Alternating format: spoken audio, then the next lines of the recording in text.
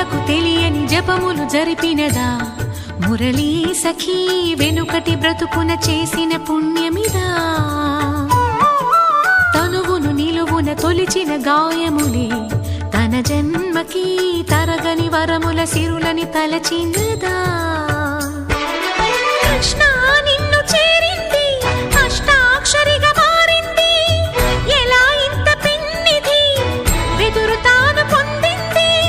వేణు మాధవాని సన్నిధి ఈ శ్వాసలో చేరితే